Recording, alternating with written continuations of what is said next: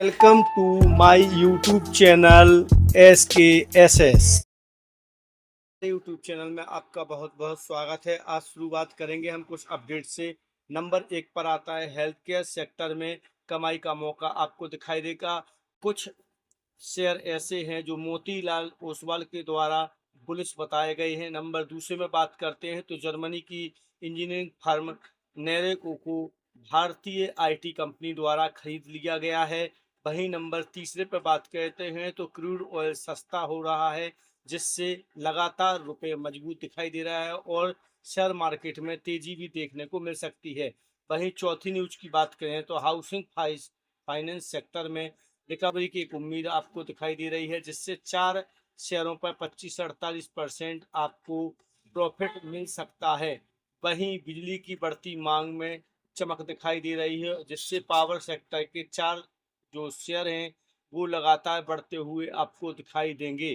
क्योंकि हम डिटेल में जानने की कोशिश करेंगे किन 2 शेयरों को मोतीलाल ओसवाल के द्वारा हेल्थ केयर सेक्टर में बढ़ोतरी का मौका दिया गया है या बाय रेटिंग दी गई है। तो चलो नीचे चलकर देखते हैं। नोएडा और ग्रेटर नोएडा में बात करते हैं, केवल आईटी हब नहीं है बल्कि सेक्टर हेल्थ केयर भी बहुत ज़्यादा ग्रो हो रहा है, जिसके कारण आप देख रहे हैं कि यहाँ पर 2 ऐसी कंपनियां हैं जिनमें मेदांता और अगर बात करते हैं मैक्स हेल्थ केयर, तो ये 2 कंपनियां ऐसी हैं जो लगातार आपने देखें तो CGAR की बात करते हैं तो इनका 1.3 मिलियन तक पहुंच गया है। कारण मोतीलाल ओसवाल द्वारा मेदांता ब्रोकेज हाउस को बाय की रेटिंग दी गई है।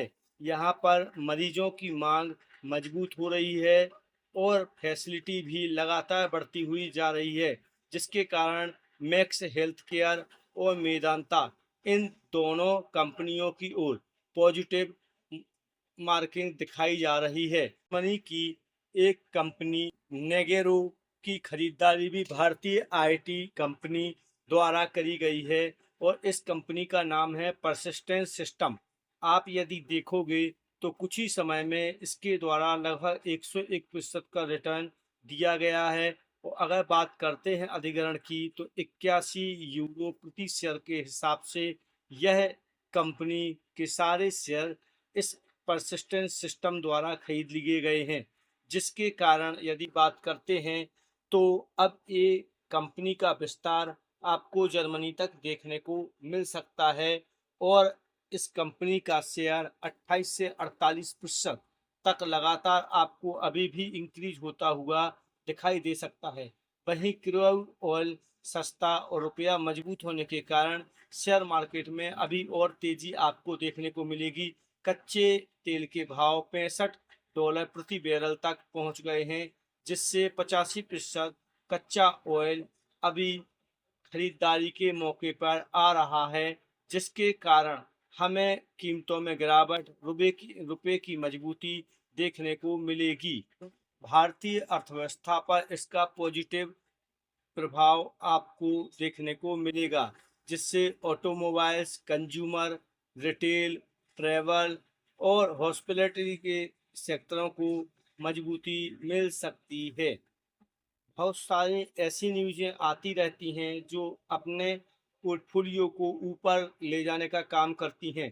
वहीं अगर बिजली की मांग इसी प्रकार से चमकती रही तो पावर सेक्टर के 4 स्टॉक भी आपको बढ़त के साथ दिखाई दे सकते हैं और ये 4 जो शेयर हैं वो पावर सेक्टर की सबसे बड़ी ताकत हैं। यहाँ बात करते हैं तो transmission, green energy, battery storage जैसे सेक्टरों को लगातार आप देखेंगे नए रिकॉर्ड के साथ बढ़ोतरी देखने को मिलेगी। यहाँ केवल बिजली की खपत बढ़ने का अनुमान है और इसके अनुमान के आधार पर ही नए नए वाहनों की संख्या बढ़ती जाएगी और इसके कारण बिजली की मांग भी बढ़ेगी।